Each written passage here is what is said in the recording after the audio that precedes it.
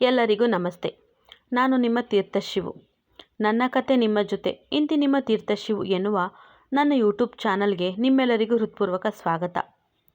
Silent ಹುಡುಗಿ ಉಪಾಸನ ಮತ್ತು violent rowdy ಚಕ್ರಿ ಇವರಿಬ್ಬರ ನಡುವಿನ ನವಿರಾದ ಪ್ರೇಮ ಕಥಾ ಹಂದರವನ್ನು ಹೊಂದಿರುವ ಯಾವ ಜನ್ಮದ ಬಂಧುವೋ ನೀನು ಎನ್ನುವ ನನ್ನ ಕಥೆಯ ಮುಂದುವರೆದ ಭಾಗವಿದು.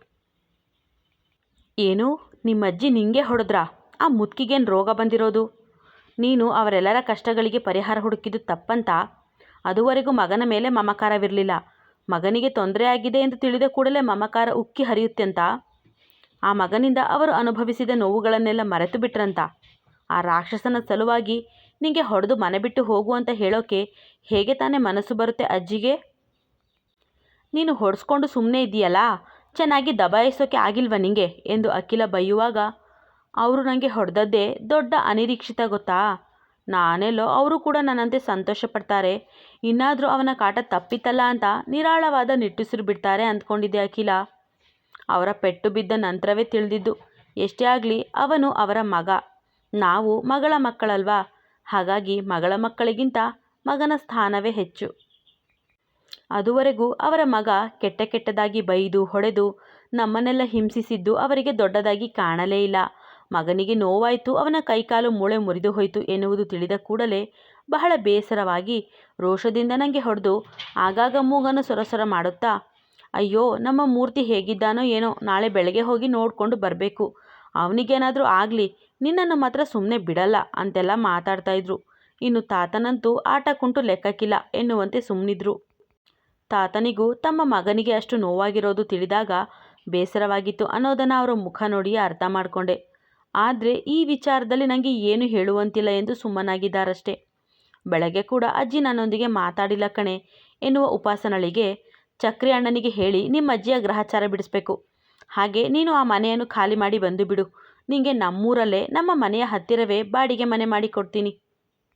ಹೇಗೂ ಮಕ್ಕಳನ್ನು ಶಾಲೆಗೆ ಕಳುಹಿಸುತ್ತೀಯಲ್ಲ, ಶಾಲೆಯಿಂದ ಬಂದು ಮನೆಯಲ್ಲಿ ಆಟವಾಡ್ತಾರೆ, ನೀನು ಆರಾಮಾಗಿ ಕೆಲಸಕ್ಕೆ ಬಾ ಎಂದು ಅಖಿಲ ಧೈರ್ಯ ತುಂಬಲು ನೋಡಿದರೆ ಒಪ್ಪದ ಉಪಾಸನ, ಇಲ್ಲಪ್ಪ, ಅಜ್ಜಿ ತಾತನನ್ನು ತೊರೆದು ಒಂಟಿಯಾಗಿ ಬದುಕುವಷ್ಟು ಧೈರ್ಯವೆಲ್ಲ ನನಗಿಲ್ಲ.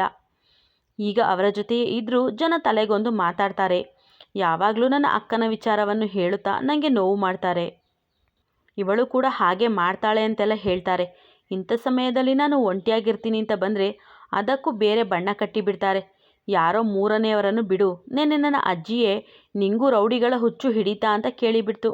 ಅಂಥದ್ರಲ್ಲಿ ಮತ್ತೆ ಚಕ್ರಿ ಸರ್ ಹತ್ರ ಸಹಾಯ ಕೇಳೋಕೆ ಆಗುತ್ತಾ? 2 ದಿನ ಮಾತು ಬಿಟ್ಟು ಕೋಪ ತೋರ್ತಾರೆ, ಆಮೇಲೆ ಮಾಮೂಲಿಯಂತೆ ಮಾತಾಡುತ್ತೆ ಬಿಡು ಎನ್ನುತ್ತಾಳೆ. ಅವಳನ್ನು ಕಂಡು ವೇದನೆಯ ನಗುನಗುವ ಅಖಿಲ, ನಿನ್ನನ್ನು ನೋಡಿದರೆ ನಿಜಕ್ಕೂ ಬೇಸರವಾಗುತ್ತೆ. ಹಾಗೆ ಎಂಥ ಕಠಿಣ ಸಂದರ್ಭ ಬಂದರೂ ಸಂಬಂಧಗಳಿಗೆ ಬೆಲೆ ಕೊಡುವ ನಿನ್ನ ಮೇಲೆ ಹೆಮ್ಮೆಯೂ ಮೂಡುತ್ತದೆ ಎನ್ನುತ್ತಾಳೆ. ಆದರೆ ಉಪಾಸನ ಮಾತ್ರ ತನ್ನ ನೋವನ್ನೆಲ್ಲ ಗೆಳತಿಯ ಹತ್ತಿರ ಹೇಳಿಕೊಂಡ ಸಮಾಧಾನದಲ್ಲಿದ್ದಳು. ಎಂದಿನಂತೆ ಬಸ್ ಇಳಿದು ಬರುವಾಗ ಮತ್ತೆ ದೂರದಿಂದಲೇ ಚಕ್ರಿ ಮತ್ತವನ ಹುಡುಗರನ್ನು ಕಂಡು, ಅಖಿಲ, ಅವರ ಜೊತೆ ಮಾತಾಡಿ ಹೋಗೋಣ ಬಾ ಎಂದು ಉಪಾಸನ ಅವಳನ್ನು ಕರೆದುಕೊಂಡು ಹೋಗಿ ಚಕ್ರಿಯ ಮುಂದೆ ತಾನೇ ನಿಲ್ಲುತ್ತಾಳೆ. ಅವಳನ್ನು ಕಾಣುತ್ತಲೇ ಎಂದು ವಿಸಿಲ್ ಹೊಡೆದು, ಇದೇನೇ ಉಪವಾಸ, ನಾನು ನೋಡ್ತಾ ಇರೋದು ಕನಸೋ ನನಸೋ, ನೀನಾಗಿ ನೀನೇ ಬಂದು ನನ್ನೆದುರು ನಿಂತಿದೀಯಾ ಎಂದು ಚಕ್ರಿ ವಿನೋದವಾಗಿ ಪ್ರಶ್ನಿಸಿದಾಗ ತನ್ನ ಬ್ಯಾಗ್ನಿಂದ ಒಂದು ಗುಲಾಬಿ ಬಣ್ಣದ ಪೇಪರ್ ಕವರ್ ತೆಗೆದ ಉಪಾಸನ, ಸರ್, ಇದು ನಿಮ್ಮ ಹುಡುಗಿಗೆ ಬರೆದಿರುವ ಲವ್ ಲೆಟರ್, ಒಮ್ಮೆ ಓದಿ ನೋಡಿ, ಏನಾದರೂ ಕರೆಕ್ಷನ್ ಮಾಡಬೇಕಾದ್ರೆ ಈಗಲೇ ಹೇಳಿ ಎಂದಾಗ ಆ ಕವರ್ನ ಮೇಲೆ ಅಂಟಿಸಿದ್ದ 2 ಪುಟ್ಟ ಹೃದಯಗಳನ್ನು ಸವರಿ, ಎಷ್ಟು ಚೆನ್ನಾಗಿ ಕಾಣ್ತಿದೆ ಅಲ್ಲ, ಆದರೆ ಇಲ್ಲಿ ಅದೇನು ಇಂಗ್ಲೀಷ್ನಲ್ಲಿ ಬರೆದಿದೆಯಲ್ಲ, ಅದೇನಂತ ಓದಿ ಹೇಳು, ನಾನು ಇಂಗ್ಲೀಷಲ್ಲಿ ತುಂಬ ವೀಕ್ ಎಂದವನಿಗೆ, ಅದೇನೂ ಇಲ್ಲ sir, from Chakri to my love Darshini ಅಂತ, ಅಂದರೆ ನನ್ನ ಪ್ರೀತಿಯ ದರ್ಶಿನಿಗೆ ಈ ಚಕ್ರಿ ಕೊಡುತ್ತಿರುವ ಪ್ರೇಮ ಪತ್ರ ಅಂತ ಅರ್ಥ ಎನ್ನುತ್ತಾಳೆ ಉಪಾಸನ. ತಕ್ಷಣ ತನ್ನ ಹುಬ್ಬನ್ನು ಬೆಸೆದ ಚಕ್ರಿ, ಅಲ್ಲ ಕಣೆ ಉಪವಾಸ, ನಾನು ಕನ್ನಡದವನು, ನನಗೆ ಇಂಗ್ಲೀಷ್ ಹಿಂದಿ ಎಲ್ಲ ಬರಲ್ಲ, ನೀನೇನಾದರೂ ಲೆಟರನ್ನು ಇಂಗ್ಲೀಷ್ನಲ್ಲಿ ಬರೆದಿದೆಯೋ ಹೇಗೆ? ಆಮೇಲೆ ನನ್ನ ಹುಡುಗಿ ನನ್ನನ್ನು ತುಂಬ ಓದಿರುವವನು ಅಂತ ತಪ್ಪು ತಿಳಿದುಕೊಂಡು ಬಿಟ್ಟಾಳು. ಕೊನೆಗೆ ನಮ್ಮ ಪ್ರೀತಿಗೆ ಆ ಸುಳ್ಳು ಮುಳ್ಳಾಗಬಾರ್ದು, ಮದುವೆ ನಂತರ ಅವಳಿಗೆ ನಾನು ಓದಿಲ್ಲ ಅನ್ನೋದು ತಿಳಿದು ನಮ್ಮಿಬ್ಬರ ಮಧ್ಯೆ ಜಗಳ ಬರಬಾರ್ದು ಎನ್ನುವಾಗ ಉಪಾಸನ, ಇಲ್ಲ ಸರ್, ಪತ್ರವನ್ನು ಕನ್ನಡದಲ್ಲಿ ಬರೆದಿದ್ದೀನಿ, ಕವರ್ ಮೇಲೆ ಹೆಸರನ್ನು ಮಾತ್ರ ಇಂಗ್ಲೀಷ್ನಲ್ಲಿ ಬರೆದಿದ್ದಷ್ಟೇ, ಈಗ ಕನ್ನಡದಲ್ಲಿ ಬರೆದಿರುವ ಲೆಟರ್ನ ಓದಿ, ಏನಾದರೂ ಕರೆಕ್ಷನ್ ಮಾಡಬೇಕಾ ಅಂತಲೂ ಬೇಗ ಹೇಳಿ ಎಂದಾಗ, ಅದರೊಳಗಿದ್ದ ಪ್ರೇಮ ಪತ್ರವನ್ನು ತೆಗೆದು ಒಂದೊಂದೇ ಅಕ್ಷರವನ್ನು ಕೂಡಿಸಿ ಓದುವ ಪ್ರಯತ್ನ ಮಾಡುವ ಚಕ್ರಿ ತಪ್ಪು ತಪ್ಪಾಗಿ ಓದುವಾಗ, ಹೇ ಇಲ್ಲಿ ಕೊಡಿ ಸರ್, ನಾನೇ ಓದುತ್ತೇನೆ, ಸರಿಯಾಗಿ ಕೇಳಿಸಿಕೊಳ್ಳಿ ಎಂದು ಕೋಪದಲ್ಲಿ ಅವಳು ಲೆಟರ್ ಕಸಿಯಲು, ಇದ್ಯಾಕೆ ಉಪವಾಸ, ಇಷ್ಟು ರಾಂಗ್ ಆಗಿಬಿಟ್ಟೆ, ಯಾಕೆ ಲೆಟರ್ನ ಕಿತ್ಕೊಂಡೆ? ಓ, ನನ್ನ ಮೇಲೆ ಕೋಪ ತೋರಿಸ್ತಿದ್ಯಾ ನೀನು? ನಿಂಗೆ ನಾನು ಯಾರು ಅನ್ನೋದು ನೆನಪಿದೆ ತಾನೇ ಎನ್ನುವ ಚಕ್ರಿಯ ಮಾತಿಗೆ ತಲೆ ತಗ್ಗಿಸುವ ಹೆಣ್ಣು, ನೀವು ಕನ್ನಡವನ್ನು ತಪ್ಪು ತಪ್ಪಾಗಿ ಓದುವುದನ್ನು ನನಗೆ ಸಹಿಸಲಾಗಲಿಲ್ಲ, ಅದಕ್ಕೆ ಲೆಟರ್ ಕಸಿದುಕೊಂಡೆ ಅಷ್ಟೇ. ಈಗ ನಾನು ಓದುತ್ತೇನೆ, ಅದರಲ್ಲಿ ಏನಾದರೂ ತಪ್ಪಿದ್ರೆ ಬೇಗ ಹೇಳಿ, ನನಗೂ ಸಮಯವಾಯಿತು. 10 ನಿಮಿಷ ತಡವಾಗಿ ಹೋದರೆ ಚಂಚಲ ಮೇಡಮ್ ಸುಮ್ಮನಿರ್ತಾರೆ, ಆದರೆ ಅದರ ನಂತರ 1 ನಿಮಿಷ ಹೆಚ್ಚಿಗೆ ಆದರೂ ನಮ್ಮನ್ನು ಫ್ಯಾಕ್ಟರಿಗೆ ಸೇರಿಸುವುದಿಲ್ಲ. ಆಮೇಲೆ ಅರ್ಧ ದಿನ ರಜೆಯಾಗುತ್ತೆ, ಸಂಬಳ ಕೂಡ ಅರ್ಧವೇ ಎಂದಾಗ, ಯಾವಾಗ ನೋಡಿದ್ರು ಕೆಲಸ ದುಡ್ಡು, ಕೆಲಸ ಸಂಬಳ ಅಂತ ಸಾಯ್ತೀಯಲ್ಲ, ಕಂಡವರನ್ನು ಸಾಕಲು ಇಷ್ಟೆಲ್ಲ ದುಡಿಬೇಕಾ ಎಂದು ವ್ಯಂಗ್ಯವಾಗಿ ನುಡಿದ ಚಕ್ರಿ ಬೀಡಿ ಹಚ್ಚಿ ಓದು ಎನ್ನುವಂತೆ ಸನ್ನೆ ಮಾಡಿದ್ದ. ಅವರೇನು ಕಂಡವರಲ್ಲ, ಅವರೆಲ್ಲ ನನ್ನವರೇ ಎಂದು ತನ್ನಲ್ಲೇ ನುಡಿದ ಹೆಣ್ಣು ತಾನೇ ಬರೆದಿದ್ದ ಪತ್ರವನ್ನು ಓದಲು ಆರಂಭಿಸುತ್ತಾಳೆ. ಆತ್ಮೀಯ ದರ್ಶಿನಿಯವರಿಗೆ ನನ್ನ ಹೃದಯಪೂರ್ವಕ ಶುಭಕಾಮನೆಗಳು. ಹೇಗಿದ್ದೀರ ದರ್ಶಿನಿಯವರೇ? ಯಾರಪ್ಪ ನನ್ನನ್ನು ಆತ್ಮೀಯ ದರ್ಶಿನಿ ಅಂತ ಹೇಳ್ತಾ ಇರೋದು ಅಂತ ಯೋಚನೆ ಮಾಡ್ತಿದ್ದೀರೇನು? ಹೌದು, ನನ್ನ ಪಾಲಿಗೆ ನೀವು ಬಹಳ ಆತ್ಮೀಯರೇ. ನೀವು ಮಾತ್ರವೇ ನನ್ನ ಆತ್ಮೀಯ ಹೆಣ್ಣು. ನಿಮಗೆ ನಾನು ಯಾರು ಅಂತ ತಿಳಿಯದೆ ಹೋದರೂ ನನಗೆ ನೀವ್ಯಾರು ಅಂತ ಚೆನ್ನಾಗೇ ಗೊತ್ತು. ನೀವು ದರ್ಶಿನಿ, ನನ್ನ ದರ್ಶು ನೀವು. ನಾನು ನಿಮ್ಮನ್ನು ಬಹಳ ದಿನಗಳಿಂದ ಗಮನಿಸುತ್ತಿದ್ದೇನೆ. ಪ್ರತಿನಿತ್ಯ ನಿಮ್ಮ ಹಿಂದೆಯೇ ಓಡಾಡ್ತೀನಿ. ಯಾಕೆ ಗೊತ್ತಾ? ನಾನು ನಿಮ್ಮನ್ನು ಇಷ್ಟಪಡ್ತಾ ಇದ್ದೀನಿ, ನಿಮ್ಮನ್ನು ಮನಸಾರೆ ಪ್ರೀತಿಸುತ್ತಿದ್ದೇನೆ. ನಿಮ್ಮ ಅಂದ ಚಂದ, ಆಸ್ತಿ ಅಂತಸ್ತು, ವಿದ್ಯೆ, ಬಡತನ, ಸಿರಿತನ, ಉದ್ಯೋಗ ಯಾವುದು ನನಗೆ ಬೇಡ. ನಾನು ಬಯಸಿದ್ದು ನಿಮ್ಮನ್ನು ಮಾತ್ರವೇ, ನಿಮ್ಮ ಒಳ್ಳೆಯ ಮನಸ್ಸನ್ನು ಮಾತ್ರವೇ. ನಿಮ್ಮ ಮುಖದ ಮೇಲಿನ ಆ ಮುಗ್ಧ ನಗು ಯಾವಾಗಲೂ ನನ್ನನ್ನು ಸೆಳೆಯುತ್ತದೆ. ಆ ನಿಮ್ಮ ಅರಳು ಕಂಗಳ ಕಾಂತಿಯನ್ನು ಬಹಳ ಹತ್ತಿರದಿಂದ ನೋಡಿದ್ದೇನೆ ನಾನು. ಆದರೆ ನಿಮಗೆ ಅದರ ಅರಿವಿಲ್ಲವಷ್ಟೇ. ಇದುವರೆಗೂ ಯಾರಿಗೂ ಸೋತಿಲ್ಲ ಈ ಚಕ್ರಿಯ ಮನಸ್ಸು, ಯಾರನ್ನು ಮೆಚ್ಚಿಲ್ಲ ಈ ಚಕ್ರಿಯ ಹೃದಯ, ಮತ್ತೆ ಮತ್ತೆ ನೋಡಿಲ್ಲ ಚಕ್ರಿಯ ಕಂಗಳು.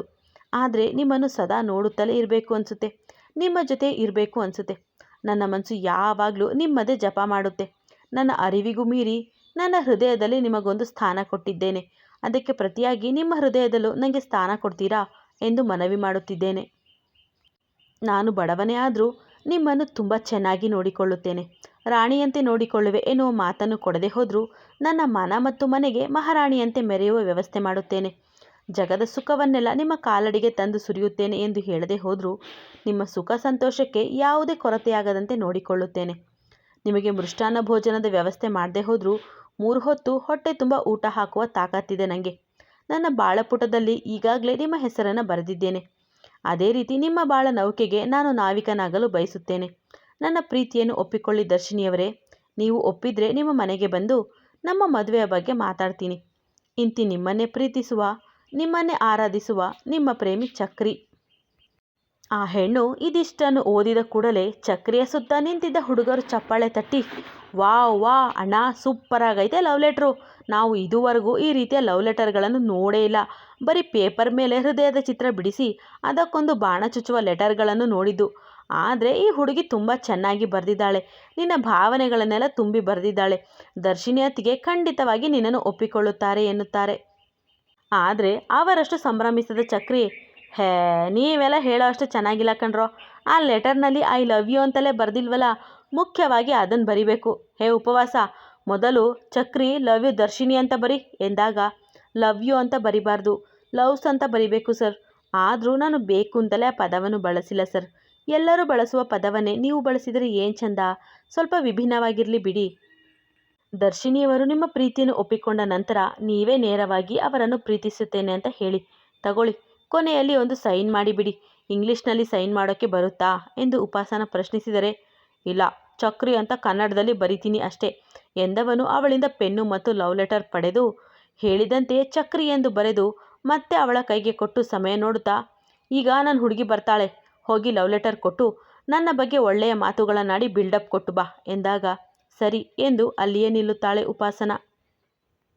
ಆದರೆ ಅಖಿಲ ಸುಮ್ಮನಿರಬೇಕಲ್ಲ. ಉಪಾಸನ, ನಿಜವಾಗಿಯೂ ಈ ಲವ್ ಲೆಟರ್ ಬರೆದದ್ದು ನೀನೇನಾ ಅಥವಾ ಬೇರೆ ಯಾರ ಹತ್ತಿರವಾದರೂ ಕೇಳಿಕೊಂಡು ಬರೆದಿದ್ದೀಯಾ ಎಂದು ಅನುಮಾನ ವ್ಯಕ್ತಪಡಿಸಲು, ನಾನೇ ಬರೆದಿದ್ದು, ನಮ್ಮ ಮನೆಯಲ್ಲಿ ಬೇರೆ ಯಾರಿದ್ದಾರೆ ಅವರ ಹತ್ರ ಕೇಳಲು ಎಂದು ಉಪಾಸನ ಮರುಪ್ರಶ್ನೆ ಹಾಕಿದರೆ, ಆದರೂ ನನಗೇನೋ ಅನುಮಾನ, ನೀನು ಇಷ್ಟೆಲ್ಲ ಬರೆಯುವ ಹುಡುಗಿ ಅಲ್ವಲ್ಲ. ಒಂದು ವೇಳೆ ಮಿಥುನ್ ಸರ್ ನಿಮಗೆ ಲವ್ ಲೆಟರ್ ಕೊಟ್ಟಿದ್ರಾ? ಆ ಲೆಟರ್ ನೋಡ್ಕೊಂಡು ಹೀಗೆ ಬರೆದಿದ್ದೀಯಾ ಎಂದು ಅಖಿಲ ಮತ್ತೆ ಕೇಳುವಾಗ, ಯಾರದು ಮಿಥುನ್ ಎಂದು ಚಕ್ರಿ ಪ್ರಶ್ನಾರ್ಥಕವಾಗಿ ಉಪಾಸನಳ ಕಡೆ ನೋಡುವ ಹೊತ್ತಿಗೆ, ಅಣ್ಣ, ದರ್ಶಿನಿ ಅದಕ್ಕೆ ಬರ್ತಾ ಇದ್ದಾರೆ ಎಂದು ಕೂಗು ಹಾಕುತ್ತಾರೆ ಅವನ ಕಡೆಯ ಹುಡುಗರು. ತಕ್ಷಣ ಹಿಂದೆ ತಿರುಗಿ ದರ್ಶಿನಿಯನ್ನು ನೋಡಿ ಬೈಕಿನ ಮಿರರ್ನಲ್ಲಿ ತನ್ನ ಕೂದಲನ್ನು ಸರಿಪಡಿಸಿಕೊಳ್ಳುವ ಚಕ್ರಿ ಮತ್ತೆ ದರ್ಶಿನಿಯನ್ನೇ ನೋಡುತ್ತಾ, ಹಾಯ್ ಉಪವಾಸ, ಅಲ್ಲಿ ನೋಡು, ಹಳದಿ ಬಣ್ಣದ ಸೀರೆ ಉಟ್ಕೊಂಡು ವ್ಯಾನಿಟಿ ಬ್ಯಾಗ್ ಹಾಕಿ ಕೈಯಲ್ಲಿ ಛತ್ರಿ ಹಿಡಿದು ಬರ್ತಾ ಇಲ್ವಾ, ಅವಳೇ ನನ್ನ ಹುಡುಗಿ. ನೀನೀಗ ಅವಳ ಹತ್ತಿರಕ್ಕೆ ಹೋಗಿ ಲವ್ ಲೆಟರ್ ಕೊಟ್ಟು ನನ್ನ ಬಗ್ಗೆ ಹೇಳಿ ನನ್ನನ್ನು ಪ್ರೀತಿಸಿ ಅಂತ ರಿಕ್ವೆಸ್ಟ್ ಮಾಡಬೇಕು, ಗೊತ್ತಾಯ್ತಾ? ಅಷ್ಟು ಮಾಡಿದರೆ ಇನ್ಮೇಲೆ ನನಗೂ ನಿಂಗೂ ಯಾವುದೇ ಮಾತುಕತೆ ಇರಲ್ಲ ಎಂದಾಗ, ಆಗಲೂ ಯಾವುದೇ ವಿರೋಧ ತೋರದೆ, ಸರಿ ಸರ್, ಹಾಗೆ ಮಾಡ್ತೀನಿ ಎಂದ ಹೆಣ್ಣು ದರ್ಶಿನಿ ತಮ್ಮಿಂದ ಮುಂದೆ ಹೋದ ಕೂಡಲೇ ಅವಳ ಹಿಂದೆಯೇ ಹೋಗುತ್ತಾ, ಎಕ್ಸ್ಕ್ಯೂಸ್ ಮಿ ಮೇಡಮ್ ಎನ್ನುತ್ತಾಳೆ. ತಿರುಗಿದ ದರ್ಶಿನಿ ಎಸ್ ಪ್ಲೀಸ್ ಎನ್ನಲು, ನಮಸ್ತೆ ಮೇಡಮ್, ನನ್ನ ಹೆಸರು ಉಪಾಸನಾ ಅಂತ, ನಿಮಗೆ ಇದನ್ನು ಕೊಡೋಕೆ ಹೇಳಿದರು, ತಗೊಳ್ಳಿ ಎಂದು ಆ ಹೆಣ್ಣು ಲೆಟರನ್ನು ದರ್ಶಿನಿಯತ್ತ ಚಾಚಲು ಪ್ರಶ್ನಾರ್ಥಕವಾಗಿ ಅವಳನ್ನು ನೋಡುತ್ತಲೇ ಲೆಟರ್ ಪಡೆಯುವ ದರ್ಶಿನಿ, ಇದೇನು, ನೀವ್ಯಾಕೆ ನನಗೆ ಲೆಟರ್ ಕೊಡ್ತಾ ಇದ್ದೀರಾ ಎಂದು ಪ್ರಶ್ನಿಸಲು, ಉಪಾಸನಾ, ಇದು ನಾನು ನಿಮಗೆ ಕೊಟ್ಟ ಲೆಟರ್ ಅಲ್ಲ, ಚಕ್ರಿಯವರು ನಿಮಗೆ ಕೊಟ್ಟ ಲವ್ ಲೆಟರ್. ಅವರು ನಿಮ್ಮನ್ನು ತುಂಬ ಲವ್ ಮಾಡ್ತಾ ಇದ್ದಾರೆ ಎಂದ ಕೂಡಲೇ, ಯಾವ ಚಕ್ರಿಯ ಬಗ್ಗೆ ಹೇಳ್ತಾ ಇದೆಯಾ ನೀನು ಎಂದು ಪ್ರಶ್ನಿಸುತ್ತಾಳೆ ದರ್ಶಿನಿ. ಕಥೆ ಮುಂದುವರಿಯುವುದು. ಎಂದಿನಂತೆ ನಿಮ್ಮ ಪ್ರೋತ್ಸಾಹದ ನಿರೀಕ್ಷೆಯಲ್ಲಿ. ಕತೆ ಕೇಳಿದ್ದಕ್ಕೆ ಧನ್ಯವಾದಗಳು. ಸಂಚಿಕೆ ಇಷ್ಟವಾದರೆ ಲೈಕ್ ಮಾಡಿ, ಕಮೆಂಟ್ ಮಾಡಿ, ಶೇರ್ ಮಾಡಿ. ಕತೆ ಹೋಗುವಾಗ ಸ್ಲೋ ಆಗೇ ಹೋದರೂ ಮುಂದೆ ನಿಮ್ಮನ್ನು ಸೆಳೆಯುತ್ತೆ ಎನ್ನುವ ನಂಬಿಕೆ ನನಗಿದೆ. ಯಾಕಂದರೆ ಸದ್ಯಕ್ಕೆ ನಾನು ಪ್ರತಿಲಿಪಿಯಲ್ಲಿ ಬರೆಯುತ್ತಿರುವ ಕತೆಗಳಲ್ಲಿ ಹೆಚ್ಚಿಗೆ ಡಿಮ್ಯಾಂಡ್ ಇರುವ ಕತೆ ಇದೆ. ಅದರಲ್ಲೂ ಕಥಾನಾಯಕ ಚಕ್ರಿ ಅಂದರೆ ಫೀಮೇಲ್ ಫ್ಯಾನ್ಸ್ ಜಾಸ್ತಿನೇ ಇದ್ದಾರೆ.